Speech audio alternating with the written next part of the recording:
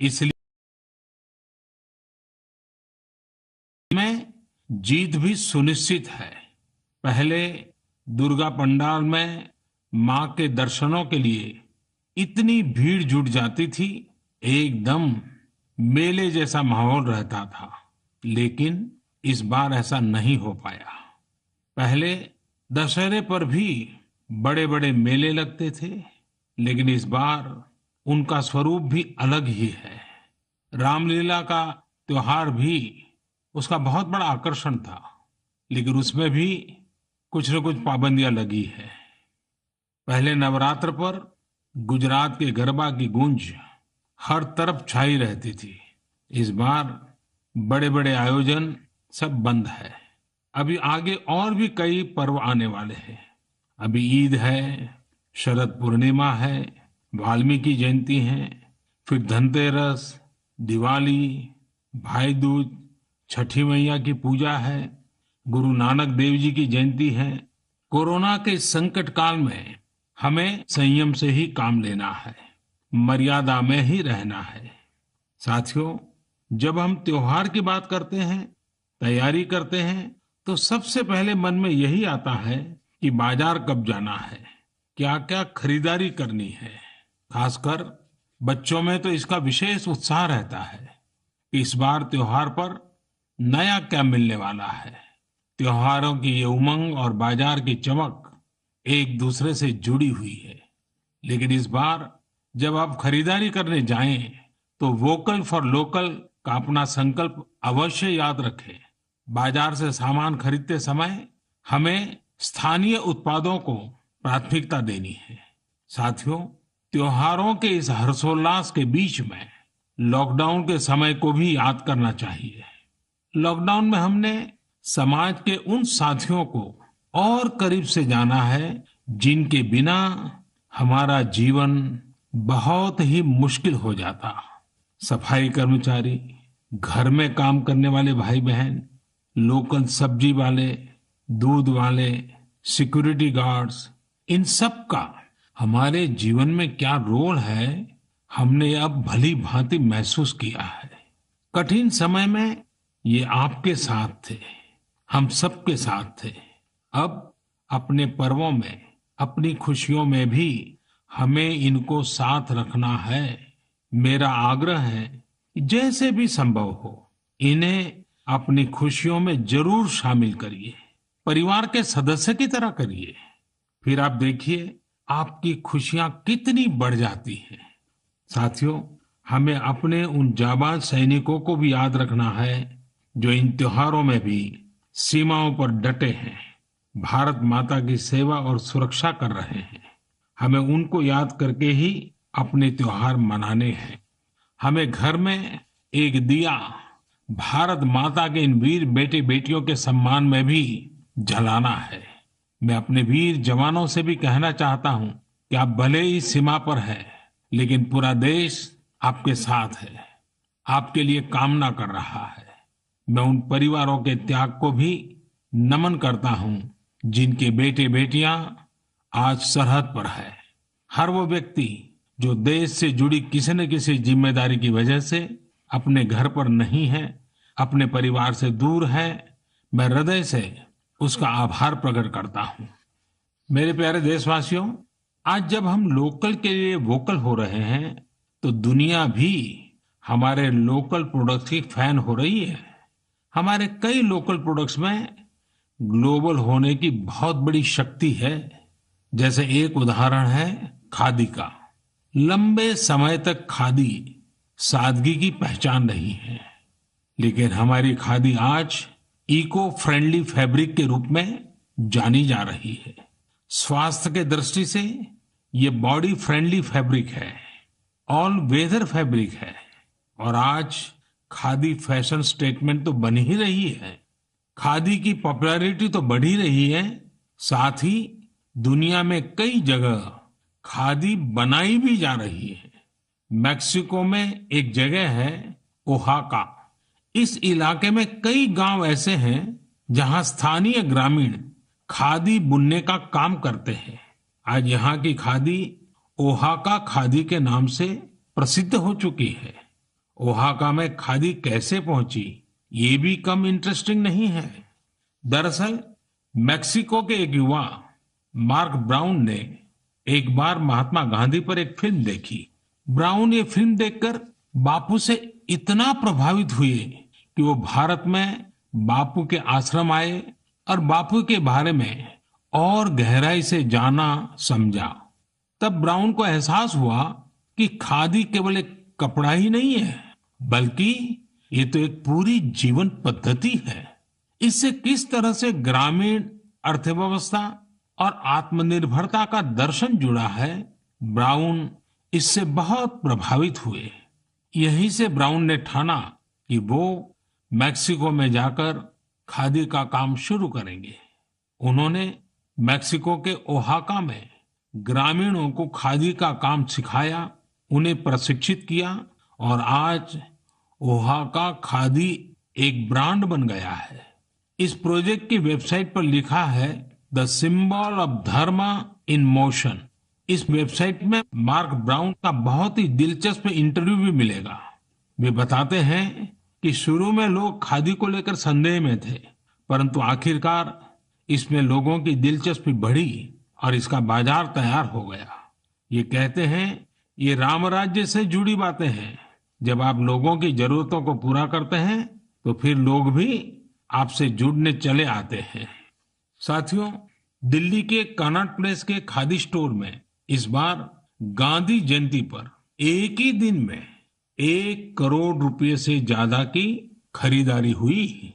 इसी तरह कोरोना के इस समय में खादी के मास्क भी बहुत पॉपुलर हो रहे हैं। देश भर में कई जगह सेल्फ हेल्प ग्रुप्स और दूसरी संस्थाएं खादी के मास्क बना रहे हैं।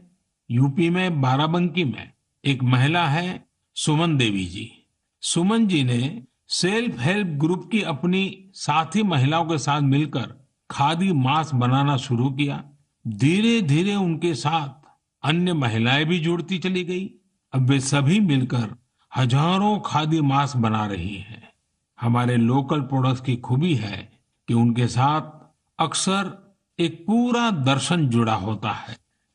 मेरे प्यारे देशवासियों, जब हमें अपनी चीजों पर गर्व होता है तो दुनिया में भी उनके प्रति जिज्ञासा बढ़ती है। जैसे हमारे आध्यात्म ने, योग ने, आयुर्वेद ने पूरी दुनिया को आकर्षित किया है। हमारे कई खेल भी दुनिया को आकर्षित कर रहे हैं। आजकल हमारा मलखम्ब भी अनेकों देशों में प्रचलित हो रहा है। अमेरिका में चिन्मय पाटणकर और प्रज्ञा पाटणकर ने जब अपने घर से ही मलखम्ब सिखाना शुरू किया था तो उन्हें भी अंदाजा नहीं था कि इसे इतनी सफलता मिलेगी। अमेरिका में आज कई स्थानों पर मलखम्ब ट्रेनिंग सेंटर्स चल रहे हैं। बड़ी संख्या में अमेरिका के युवा इससे जुड़ रहे हैं, मलखम्ब सीख रहे हैं। आज जर्मनी हो, पोलैंड हो, मलेशिया हो, ऐसे करीब 20 अन्य देशों में भी मलखम्ब खूब पॉपुलर हो रहा है। अब तो इसकी वर्ल्ड चैंपियनशिप भी शुरू की गई है, जिसमें कई देशों के प्रतिभागी हिस्सा लेते हैं। भारत में तो प्राचीन काल से कई ऐसे खेल रहे हैं जो हमारे भीतर एक असाधारण विकास करते हैं, हमारे माइंड बॉडी बैलेंस को एक नए आयाम पर ले जाते हैं। लेकिन संभवतः नई पीढ़ी के हमारे युवा साथी मलखम्ब से उतना परिचित न हो। आप इसे इंटरनेट पर जरूर सर्च करिए और देखिए। साथियों, हमारे देश में कितनी ही मार्शल आर्ट्स है।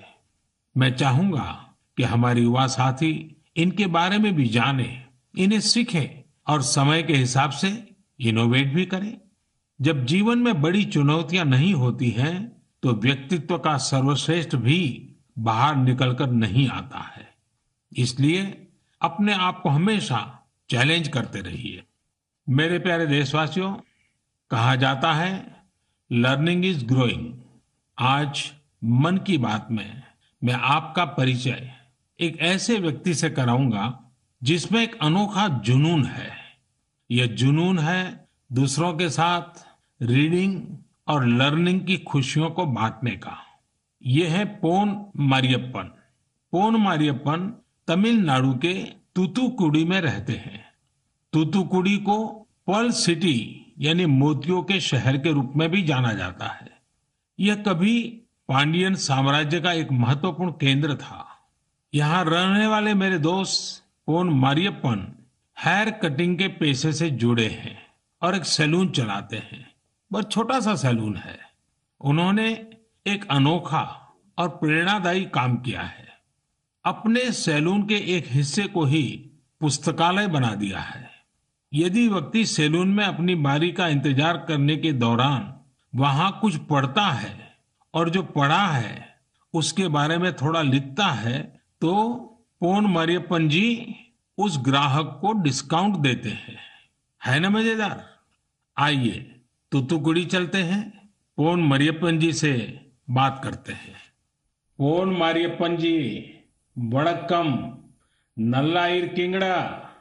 மாண்புமிகு பிரதமர் ஐயாக்கு வணக்கம். माननीय प्रधानमंत्री जी नमस्कार। வணக்கம் வணக்கம்। உங்களுக்கு இந்த லைப்ரரி ஐடியா எப்படி வந்ததா? நான் 8ஆம் வகுப்பு தான் படிச்சிருக்கிறேன். மேற்கொண்டு எங்கள் குடும்ப சூழ்நிலை காரணமாக படிக்க முடியல. எனக்கு படித்தவங்கள பார்க்கும்போது எனக்குள்ள ஒரு வருத்தம் இருக்கும். நாமளும் ஒரு நூலகத்தை உருவாக்கி வாழ்க்கையை படிக்கணுங்கிறக்காண்டி இந்த ஒரு முயற்சி எடுத்து நான் பண்ணுறேன். मैं 8वीं कक्षा तक पढ़ा हूँ। उसके आगे मेरी पारिवारिक परिस्थितियों के कारण मैं अपनी पढ़ाई को आगे बढ़ा न सका। जब मैं पढ़े लिखे आदमियों को देखता हूँ तब मेरे मन में एक कमी महसूस हो रही थी। इसलिए मेरे मन में ये आया कि हम क्यों न एक पुस्तकालय स्थापित करें और उससे बहुत से लोगों को ये लाभ होगा। यही मेरे लिए एक प्रेरणा बनी। உங்களுக்கு எந்த புத்தகம் பிடிக்கும்? எனக்கு திருக்குறள் ரொம்ப பிடிக்கும். मुझे तिरुकुरल बहुत प्रिय है। ஓ உங்ககிட்ட பேசியதில் எனக்கு ரொம்ப மகிழ்ச்சி. நல்வாழ்த்துக்கள். எனக்கும் மாண்புமிகு பிரதமர் ஐயாட்ட பேசுறது ரொம்ப ரொம்ப மகிழ்ச்சியாக இருக்கிறது. मैं भी माननीय प्रधानमंत्री जी से बात करते हुए अति प्रसन्नता महसूस कर रहा हूँ। अगेन नलवाड़तुकल। நன்றிங்க ஐயா. धन्यवाद प्रधानमंत्री जी। Thank you. हमने अभी पोन मारियप्पन जी से बात की। देखिए कैसे वो लोगों के बालों को तो संवारते ही हैं, उन्हें अपना जीवन संवारने का भी अवसर देते हैं। थिरुकुरल की लोकप्रियता के बारे में सुनकर बहुत अच्छा लगा। थिरुकुरल की लोकप्रियता के बारे में आप सबने भी सुना। आज हिंदुस्तान की सभी भाषाओं में थिरुकुरल उपलब्ध है। अगर मौका मिले तो जरूर पढ़ना चाहिए। जीवन के लिए वह एक प्रकार से मार्गदर्शक है। साथियों, लेकिन आपको यह जानकर खुशी होगी कि पूरे भारत में अनेक लोग हैं जिन्हें ज्ञान के प्रसार से अपार खुशी मिलती है। ये वो लोग हैं जो हमेशा इस बात के लिए तत्पर रहते हैं कि हर कोई पढ़ने के लिए प्रेरित हो। मध्य प्रदेश के सिंगरौली की शिक्षिका उषा दुबे जी ने तो स्कूटी को ही मोबाइल लाइब्रेरी में बदल दिया है। वे प्रतिदिन अपने चलते फिरते पुस्तकालय के साथ किसी न किसी गांव में पहुंच जाती है और वहां बच्चों को पढ़ाती है। बच्चे उन्हें प्यार से किताबों वाली दीदी कहकर बुलाते हैं। इस साल अगस्त में अरुणाचल प्रदेश के निरजुली के रायो विलेज में एक सेल्फ हेल्प लाइब्रेरी बनाई गई है। दरअसल यहाँ की मीना गुरुंग और दिवांग होसाई को जब पता चला कि कस्बे में कोई लाइब्रेरी नहीं है तो उन्होंने इसकी फंडिंग के लिए हाथ बढ़ाया। आपको ये जानकर हैरानी होगी कि इस लाइब्रेरी के लिए कोई मेंबरशिप फी नहीं है।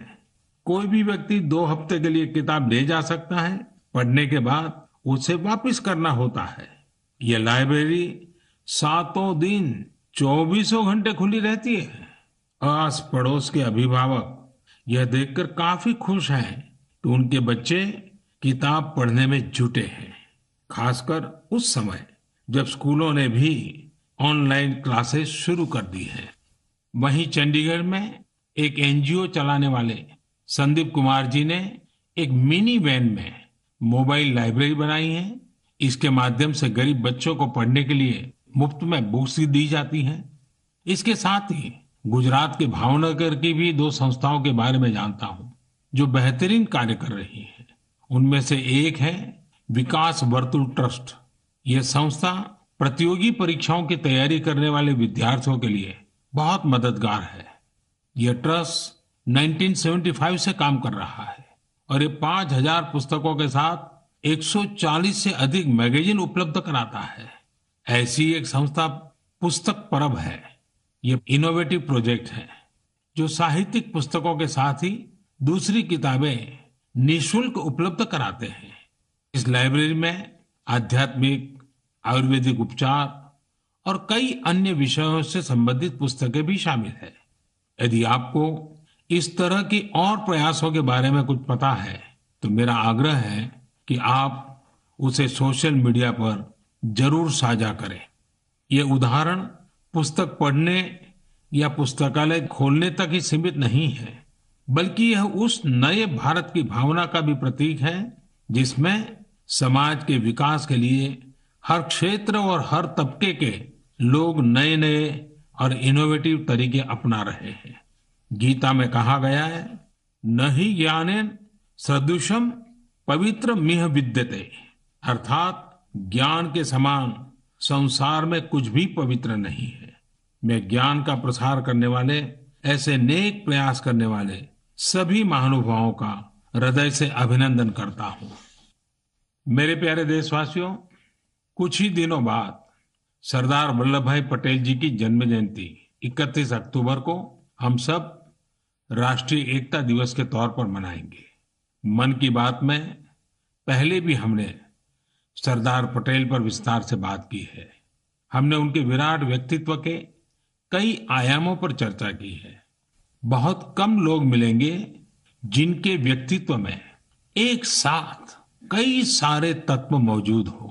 वैचारिक गहराई, नैतिक साहस, राजनीतिक विलक्षणता, कृषि क्षेत्र का गहरा ज्ञान और राष्ट्रीय एकता के प्रति समर्पण भाव। क्या आप सरदार पटेल के बारे में एक बात जानते हैं जो उनके सेंस ऑफ ह्यूमर को दर्शाती है? जरा उस लौह पुरुष की छवि की कल्पना कीजिए जो राज्य रजवाड़ों से बात कर रहे थे, पूज्य बापू के जन आंदोलन का प्रबंधन कर रहे थे, साथ ही अंग्रेजों से लड़ाई भी लड़ रहे थे, और इन सब के बीच भी उनका सेंस ऑफ ह्यूमर पूरे रंग में होता था। बापू ने सरदार पटेल के बारे में कहा था, उनकी विनोदपूर्ण बातें मुझे इतना हंसाती थी कि हंसते हंसते पेट में बल पड़ जाते थे। ऐसा दिन में एक बार नहीं, कई कई बार होता था। इसमें हमारे लिए भी एक सीख है। परिस्थितियां कितनी भी विषम क्यों न हो, अपने सेंस ऑफ ह्यूमर को जिंदा रखिए। यह हमें सहज तो रखेगा ही, हम अपनी समस्या का समाधान भी निकाल पाएंगे। सरदार साहब ने यही तो किया था। मेरे प्यारे देशवासियों, सरदार पटेल ने अपना पूरा जीवन देश की एकजुटता के लिए समर्पित कर दिया। उन्होंने भारतीय जनमानस को स्वतंत्रता आंदोलन से जोड़ा। उन्होंने आजादी के साथ किसानों के मुद्दों को जोड़ने का काम किया। उन्होंने राज्य रजवाड़ों को हमारे राष्ट्र के साथ एक करने का काम किया। ये विविधता में एकता के मंत्र को हर भारतीय के मन में जगा रहे थे। साथियों, आज हमें अपनी वाणी, अपने व्यवहार, अपने कर्म से हर पल उन सब चीजों को आगे बढ़ाना है जो हमें एक करें, जो देश के एक भाग में रहने वाले नागरिक के मन में दूसरे कोने में रहने वाले नागरिक के लिए सहजता और अपनत्व का भाव पैदा कर सके। हमारे पूर्वजों ने सदियों से यह प्रयास निरंतर किए हैं। अब देखिए, केरल में जन्मे पूज्य आदि शंकराचार्य जी ने भारत की चारों दिशाओं में 4 महत्वपूर्ण मठों की स्थापना की। उत्तर में बद्रिकाश्रम, पूर्व में पुरी, दक्षिण में श्रृंगेरी और पश्चिम में द्वारिका। उन्होंने श्रीनगर की यात्रा भी की। यही कारण है कि वहां एक शंकराचार्य हिल है। तीर्थाटन अपने आप में भारत को एक सूत्र में पिरोता है। ज्योतिर्लिंगों और शक्तिपीठों की श्रृंखला भारत को एक सूत्र में बांधती है। त्रिपुरा से लेकर गुजरात तक, जम्मू कश्मीर से लेकर तमिलनाडु तक स्थापित हमारी आस्था के केंद्र हमें एक करते हैं। भक्ति आंदोलन पूरे भारत में एक बड़ा जन आंदोलन बन गया, जिसने हमें भक्ति के माध्यम से एकजुट किया। हमारे नित्य जीवन में भी ये बातें कैसे घुल गई है, जिसमें एकता की ताकत है। प्रत्येक अनुष्ठान से पहले विभिन्न नदियों का आह्वान किया जाता है। इसमें सुदूर उत्तर में स्थित सिंधु नदी से लेकर दक्षिण भारत की जीवनदायिनी कावेरी नदी तक शामिल है। अक्सर हमारे यहाँ लोग कहते हैं, स्नान करते समय पवित्र भाव से एकता का मंत्र ही बोलते हैं। गंगे च यमुने चैव गोदावरी सरस्वती नर्मदे सिंधु कावेरी जलेस्मिन सन्निधि कुरु। इसी प्रकार सिखों के पवित्र स्थलों में नांदेड़ साहब और पटना साहब गुरुद्वारे शामिल हैं। हमारे सिख गुरुओं ने भी अपने जीवन और सत्कार्यों के माध्यम से एकता की भावना को प्रगाढ़ किया है। पिछली शताब्दी में हमारे देश में डॉक्टर बाबा साहब आम्बेडकर जैसी महान विभूतियां रही, जिन्होंने हम सभी को संविधान के माध्यम से एकजुट किया। साथियों, unity is power, unity is strength, unity is progress, unity is empowerment, united we will scale new heights. वैसे ऐसी ताकतें भी मौजूद रही हैं जो निरंतर हमारे मन में संदेह का बीज बोने की कोशिश करते रहते हैं, देश को बांटने का प्रयास करते हैं। देश ने भी हर बार इन बद इरादों का मुंहतोड़ जवाब दिया है। हमें निरंतर अपनी क्रिएटिविटी से, प्रेम से, हर पल प्रयास पूर्वक अपने छोटे से छोटे कामों में एक भारत श्रेष्ठ भारत के खूबसूरत रंगों को सामने लाना है। एकता के नए रंग भरने हैं और हर नागरिक को भरने हैं। इस संदर्भ में मैं आप सब से एक वेबसाइट देखने का आग्रह करता हूं, ekbharat.gov.in। इसमें नेशनल इंटीग्रेशन की हमारी मुहिम को आगे बढ़ाने के कई प्रयास दिखाई देंगे। इसका एक दिलचस्प कॉर्नर है आज का वाक्य। इस सेक्शन में हम हर रोज एक वाक्य को अलग अलग भाषाओं में कैसे बोलते हैं यह सीख सकते हैं। आप इस वेबसाइट के लिए कंट्रीब्यूट भी करें। जैसे हर राज्य और संस्कृति में अलग अलग खान पान होता है। ये व्यंजन स्थानीय स्तर के खास इंग्रेडिएंट्स यानी अनाज और मसालों से बनाए जाते हैं। क्या हम इन लोकल फूड की रेसिपी को लोकल इंग्रेडिएंट्स के नामों के साथ एक भारत श्रेष्ठ भारत वेबसाइट पर शेयर कर सकते हैं? यूनिटी और इम्यूनिटी को बढ़ाने के लिए इससे बेहतर तरीका और क्या हो सकता है? साथियों, इस महीने की 31 तारीख को मुझे केवड़िया में ऐतिहासिक स्टैच्यू ऑफ यूनिटी पर हो रहे कई कार्यक्रमों में शामिल होने का अवसर मिलेगा। आप लोग भी जरूर जुड़िएगा। मेरे प्यारे देशवासियों, 31 अक्टूबर को हम वाल्मीकि जयंती भी मनाएंगे। मैं महर्षि वाल्मीकि को नमन करता हूं और इस खास अवसर के लिए देशवासियों को हार्दिक शुभकामनाएं देता हूं। महर्षि वाल्मीकि के महान विचार करोड़ों लोगों को प्रेरित करते हैं, शक्ति प्रदान करते हैं। वे लाखों करोड़ों गरीबों और दलितों के लिए बहुत बड़ी उम्मीद है।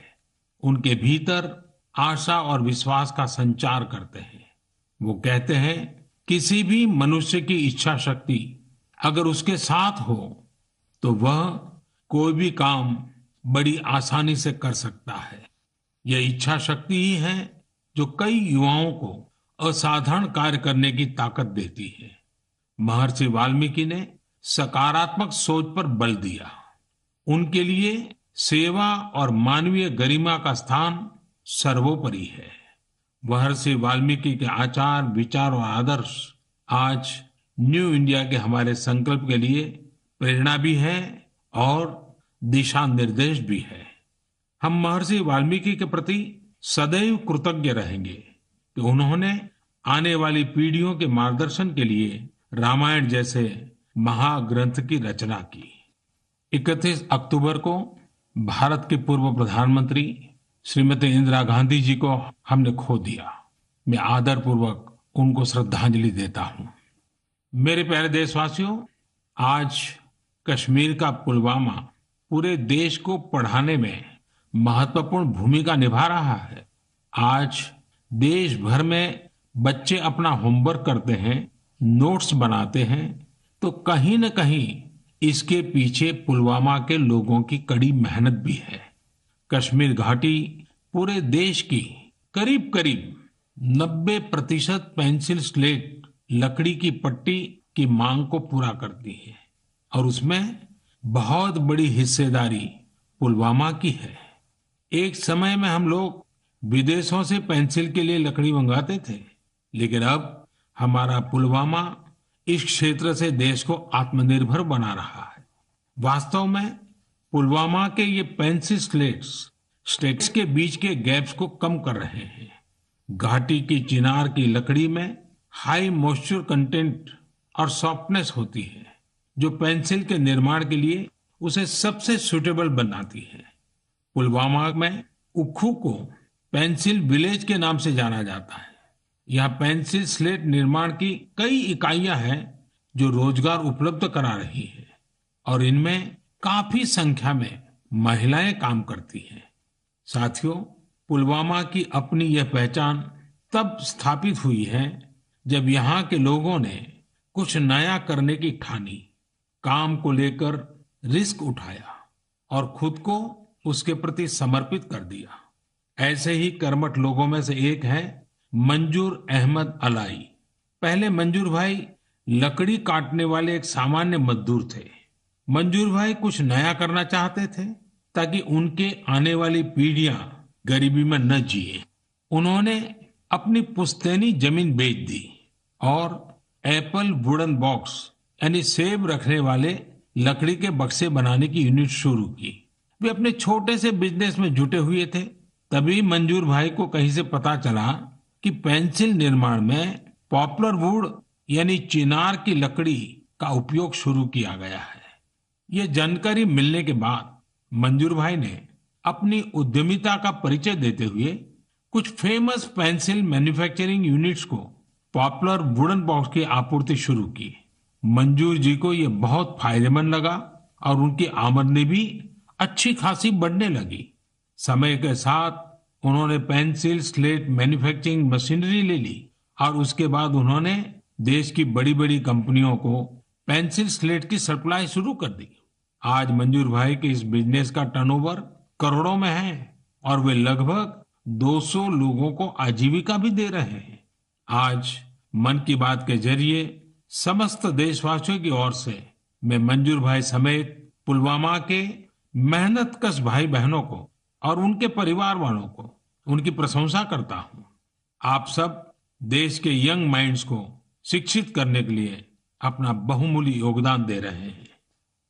मेरे प्यारे देशवासियों, लॉकडाउन के दौरान टेक्नोलॉजी बेस्ड सर्विस डिलीवरी के कई प्रयोग हमारे देश में हुए हैं और अब ऐसा नहीं रहा कि बहुत बड़ी टेक्नोलॉजी और लॉजिस्टिक्स कंपनियां ही यह कर सकती है। झारखंड में ये काम महिलाओं के सेल्फ हेल्प ग्रुप ने करके दिखाया है। इन महिलाओं ने किसानों के खेतों से सब्जियां और फल लिए और सीधे घरों तक पहुंचाए। इन महिलाओं ने आजीविका फार्म फ्रेश नाम से एक ऐप बनवाया, जिसके जरिए लोग आसानी से सब्जियां मंगा सकते थे। इस पूरे प्रयास से किसानों को अपनी सब्जियां और फलों के अच्छे दाम मिले और लोगों को भी फ्रेश सब्जियां मिलती रही। वहां आजीविका फार्म फ्रेश ऐप का आइडिया बहुत पॉपुलर हो रहा है। लॉकडाउन में इन्होंने 50 लाख रुपए से भी ज्यादा के फल सब्जियां लोगों तक पहुंचाई हैं। साथियों, एग्रीकल्चर सेक्टर में नई संभावनाएं बनता देख हमारे युवा भी काफी संख्या में इससे जुड़ने लगे हैं। मध्य प्रदेश के बड़वानी में अतुल पाटीदार अपने क्षेत्र के 4000 किसानों को डिजिटल रूप से जोड़ चुके हैं। ये किसान अतुल पाटीदार के ई प्लेटफॉर्म फार्म कार्ड के जरिए खेती के सामान जैसे खाद, बीज, पेस्टिसाइड, फंगिसाइड आदि की होम डिलीवरी पा रहे हैं। यानी किसानों को घर तक उनकी जरूरत की चीजें मिल रही हैं।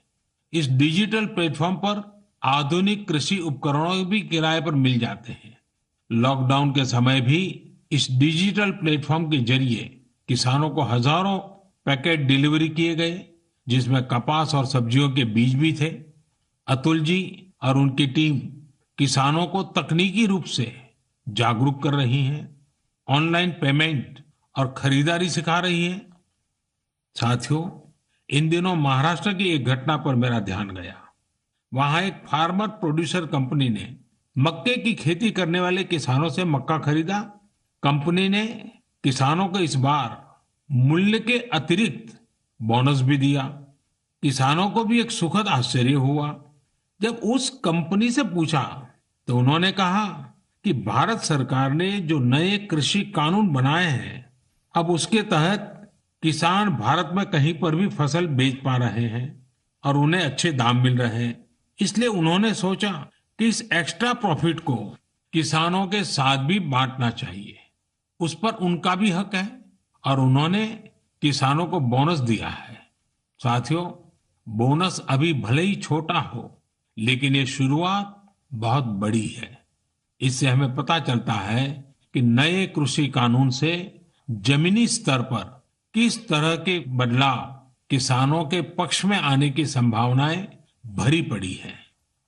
मेरे प्यारे देशवासियों, आज मन की बात में देशवासियों की असाधारण उपलब्धियां, हमारे देश, हमारी संस्कृति के अलग अलग आयामों पर आप सबसे बात करने का अवसर मिला। हमारा देश प्रतिभावान लोगों से भरा हुआ है। अगर आप भी ऐसे लोगों को जानते हो तो उनके बारे में बात कीजिए, लिखिए और उनकी सफलताओं को शेयर कीजिए। आने वाले त्योहारों की आपको और आपके पूरे परिवार को बहुत बहुत बधाई। लेकिन एक बात याद रखिए और त्योहारों में जरा विशेष रूप से याद रखिए, मास्क पहनना है, हाथ साबुन से धोते रहना है, 2 गज की दूरी बनाए रखनी है।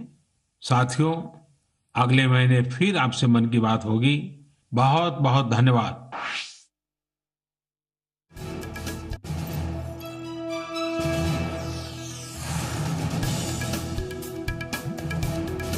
प्रधानमंत्री नरेंद्र मोदी को आप मन की बात में सुन रहे थे। वोकल फॉर लोकल को याद रखें। त्योहारों के मद्देनजर प्रधानमंत्री नरेंद्र मोदी ने यह बात की। स्थानीय उत्पादों को प्राथमिकता दें। कोविड का बग जब शुरू हुआ था तब से ही वोकल फॉर लोकल की बात हमने देखी थी। आज इस बात को दोहराया प्रधानमंत्री नरेंद्र मोदी ने। एक दिया